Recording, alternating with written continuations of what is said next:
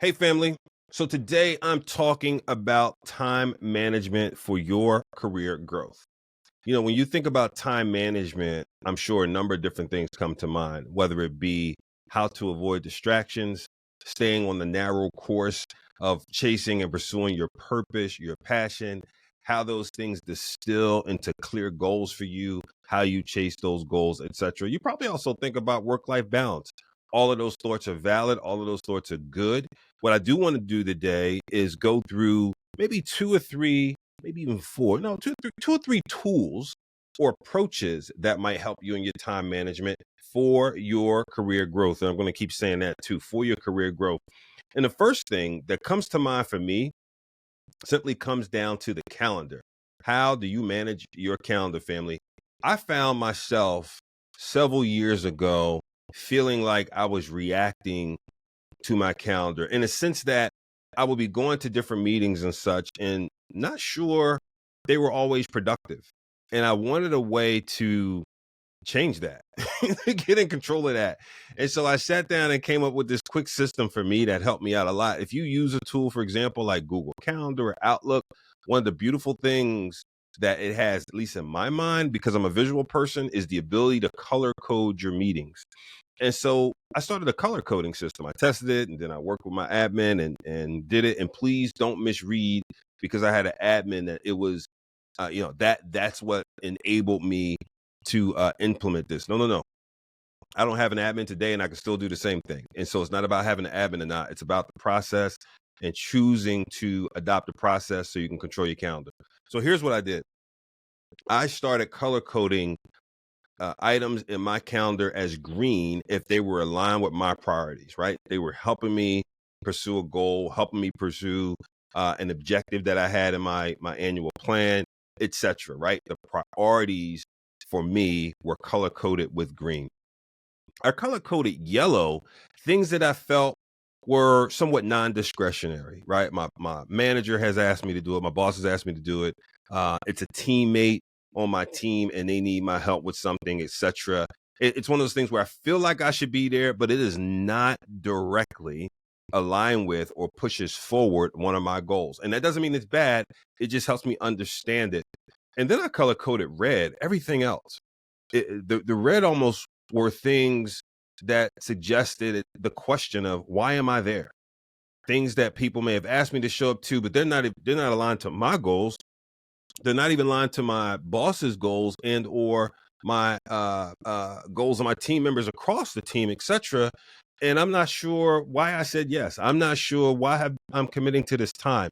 And what that helped me do each week is look forward to the week ahead and see what colors were dominating my calendar. If the week was largely green, I felt good as a start. Right. If I could look at the calendar, and again, I'm a visual person. So if I can see largely green, it's like, oh my God, this is good. But if I'm seeing it dominated by yellow, it feels like maybe I've said yes to too many things, or maybe I need to go have some conversations with people. Again, I feel like they're non-discretionary items, but are they? That's the one thing about when you say things are discretionary, non-discretionary. Many things we feel like we quote unquote must do, have to do, etc. That may not be the case, fam. And so for me, it allowed me to take a step back and say, there's yellow may not be dominating my calendar, but man, there is a lot of it. What is going on with that? And then the red became the areas of, man, you know how you start a week with something in your mind and the three or four things you're going to accomplish that week, and then life happens. And we're going to talk about some of that too, how we deal with when quote unquote life happens. But it allowed me to say, okay, those are the places where if I need to get more time to focus on priorities, emergencies that pop, etc., those will be the first thing to go, all those red items. And then the other thing was, how do we quote unquote attack those red items and remove them from the calendar, as well as prevent adding them going forward, right? Week over week. What are we allowing to get on the calendar that we've now color coded and deemed red? And I'll tell you, turning the crank on that process week after week, the calendar became more green, less yellow, less red, led to great conversations with people that helped, I think, prioritize not just my calendar, but even help some of my colleagues think about their calendars and what they may want to do differently, including my boss, by the way. And so it's something I've kept with me. And quite honestly, as I'm talking through this, something I need to better implement in today's world because, it's interesting. I left the corporate world in 2018 and started running our nonprofit full time. And I'll be honest, I think some of that discipline I've let dissipate and I'm going to grab it back. So that's the first thing, really thinking about your calendar in terms of a coding system, a way to understand where you're spending your time. The second thing I'd ask you to think about, family, is please use a tool. Please be intentional about using the tool. Microsoft Outlook, Google Calendar, whatever the case may be, use a tool that allows you to effectively put things on your calendar, manage it so you understand time. And again, God is the author of time ultimately. We don't get to buy more time. In fact, we are stewards of our time while we're here on this here earth. Using that time in the wisest way is being a good steward. And so this is not about grinding more. This is not about going from 40 to 60 hours. In fact, I would encourage you to think about what if you could pull back to a 4-day work week and not 4 10s, but maybe 32 hours. What if you could do that? What if you could be more efficient? And so using a tool, again, helps you see what's going on. So please use a tool. And last thing I will say, and this is low hanging fruit, probably hyper obvious to most of you, man, Calendly has been a blessing for me. You can use the free version, but one of the things Calendly allows you to do is set up your free and available times and then send people a link so they can schedule a meeting with you. And the beauty of it is you get to control all the underlying attributes of that. So you can say, well, look, from Monday through Friday, I'm available from 9 to 5 for meetings. You can say, well, no, it may change. You may say, well, it's really Monday through Thursday. I don't take meetings on Friday. You can say, actually, on Tuesdays, it's only from 9 to noon and then 3 to 5. I block off noon to 3 for whatever the case may be. And I think that's the beauty of it. Part 2, then you get out of this back and forth with people about what day and time may work. You can say, hey, glad you want to meet. I want to meet too. Here is a link you can use at your convenience. Number 3, it sends people reminders based on what you set and want for those reminders. So you can have it set 24 hours before that they're reminded that they have a meeting and they have to click a button to reconfirm. Think about how many meetings you showed up to, whether physically or on a Zoom, and people are either late or don't come because they kind of forgot they had it until 10 minutes before the meeting. So you can set up something that says the day before, I wanted to begin at 2 hours before the meeting, that so the person knows, or they reschedule. Fourth thing I love about it is also preventing the quote unquote same day emergency meeting, right? All of a sudden, this is now an emergency. We have to meet today. You can set it so once you send a link, there's a buffer period that people cannot use it until. So you can say, well, today plus 48 hours, right? So I don't want any things added for the next 48 hours when I send this person this link. The last thing I'll say too is you can also set attributes such as time you want buffered before meeting and after meeting so you don't run from meeting to meeting to meeting. So if you're a person who before meeting, you want to look through the agenda materials and make sure you're ready and you want 15 minutes to do that, you can set that. If you're a person who after meeting, you need 15 to 30 minutes to debrief, take copious notes, whatever your rhythm is, you can do that. And so Calendly, CALENDLY.com, free tool you can use. Check it out, fam. Again, God is the author and finisher of time. He's architected it all. We don't get any extra. So all of this, I want to make sure is undergirded with, man, start everything with prayer. Start everything asking for God's guidance. Start every day asking that God helps you do what he has called you to do within his will. And man, that he helps you endure through the day. Some days are harder than others, fam. And I get it. Trust me, I get it.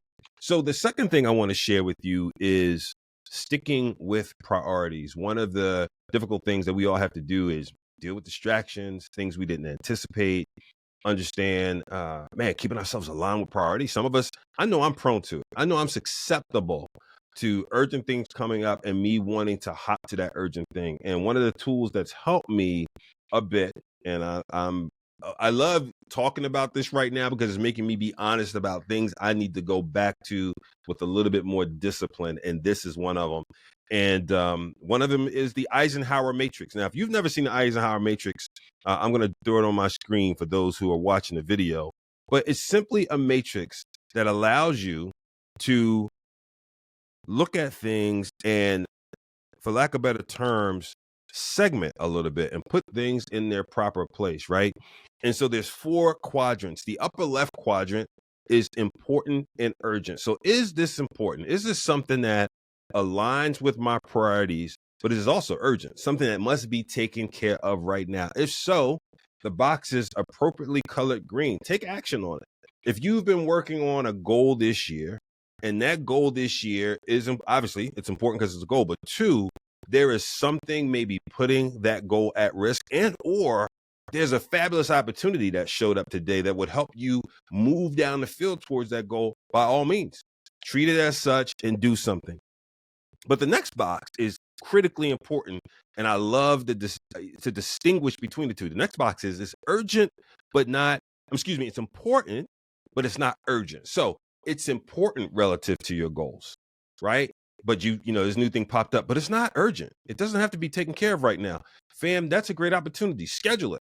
Put time on your calendar tool to work on this thing when it needs to. So you can say, well, hey, I'm going to put that on next week's calendar. I'm going to block out 2 hours to work on this thing. That is important, but it's not urgent right now. And that is one of the things I think happens most often. Anything connected to something important is then addressed in a moment, and you totally diss and push to the side what you were working on. And 1, we're not great multitaskers. The data has shown that. But 2, you had a plan for the day. So now the things you push to the side just start to stack up. You just bumped it to the next day or bumped it further. And the next thing you know, you look up in a week or 2 and you're saying to yourself, what happened to those things I was supposed to work on? They were important too. And so, fam, when it's important but not urgent, schedule it for your calendar. The lower left box is not important, but it's urgent. So not connected to your goals and priorities, not connected to your passion, purpose, work, but it's urgent and you can't ignore it. It must be addressed. The question to ask yourself is, do I personally need to address it, or can I delegate it? Now, some of you may say, I don't have a big team. Delegation doesn't always mean someone who, quote unquote, that you supervise. It could be colleagues, other people in other departments, etc. The point is to ask the question and make that your principal response. I need to delegate this. It may be urgent, but it's not my urgent. It's not my goal and my priority. I want to be responsible, but how do I help get this to the right person? And then last but not least, that bottom right box is not important, not urgent. Bottom line, that sounds like a distraction. Sounds like an unnecessary task.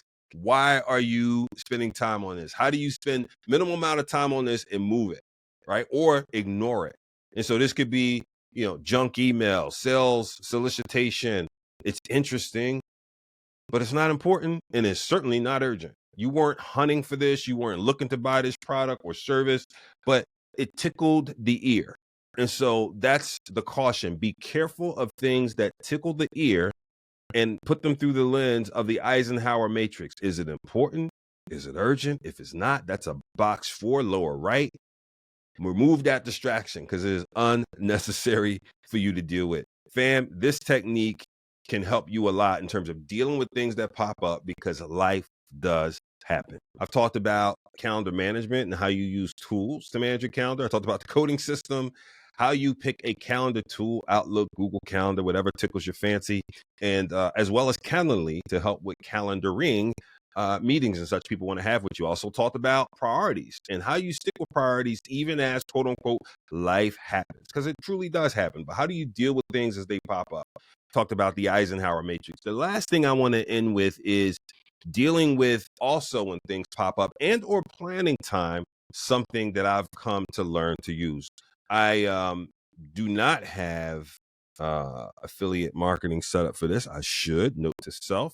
But one of the things I love to use is the Pomodoro technique. And so what I'm sharing on screen for those who are watching video is this little cube, bamboo wood cube that I've come to love to use over the years. It is so helpful. So why? A couple reasons. One, studies have shown that we can only concentrate on things for so much time, and then we just need a break. Family, we need a break, particularly dedicated. Now, don't confuse the point earlier about avoiding distractions as well as multitasking. We're not good multitaskers, so multitasking for a long period of time doesn't work. But even focused on a particular thing for an extended period of time, you may have diminished productivity. And so experts have said like 20, 25 minutes is really a good time. I got this wooden block, I want to say about 10 years ago. Love it. It is in my home office at home. I need to get one here for work. Again, another reminder for me as I'm talking through this topic. But when you go to work on something and say, yes, I'm going to put my head down on this, I usually turn the block over to about 25 minutes. And at the end of 25 minutes, it's going to give you a buzz. And it's just a good time to get up, take a quick walk around the office, refresh yourself, get some water, etc., and then come back to it. And it is helpful from a productivity perspective in terms of those cycles of grinding mentally on a project, a big task, etc. Part one. Part two, it has intervals of 5, 10, 20, 25 minutes. I've found the different intervals to be helpful in different ways. As an example, have you ever been in a meeting where the meeting has a very explicit purpose, topic, etc., the number of individuals, and somehow you see things start to go off on a tangent that is somewhat related, but not really, if you're being honest. But you feel like maybe that piece of the conversation or rabbit hole folks are going into deserves to be talked out for a second. One of the things I found really useful is to say to folks, I think we're going down a rabbit hole. However, there could be some merit in letting you talk this through for a second. I just want to time box this to 5 minutes, though. And there's some magic in telling people that you acknowledge that you're kind of going off script a little bit or down a rabbit hole. But 2, you want to give them time to talk about it. But 3, you are putting a time limit on it. Now, you don't have to be the meeting facilitator. Some people feel like I can only do that if I'm the quote unquote manager, the boss, the meeting facilitator. Not so. If you're a participant, you are there, you have a voice. Implementing good practice and good methodology is welcome. Trust me. And so saying that, and people really go after, right? So then you turn the clock over and you tell them, I got 5 minutes. And if I'm on a Zoom, I would hold it up and say, I'm putting this on the clock. Bam. And people will start going through it, right? Unpacking their points of view on the issue, so on and so forth. And then even like self-regulating and starting to drive towards what they're going to conclude on and or the next steps. And then, listen, if they do it before the timer goes off, yippee-ki-yay, thank you. If they don't, when the timer goes off, you then say, what are your next steps? What will you 2, 3, 4 folks, whatever, do to continue this conversation later? And then you're back to the meeting. So for me, family, this bamboo wooden block that I I paid $20 for, has added tons of productivity. Again, it's a technique that helps maintain concentration and prevent burnout, but also helps you deal with things as, again, life happens. Fam, I hope these tips were helpful. Send me your tips, please. James Rousseau at holycoach.net. Would love to hear what you're doing.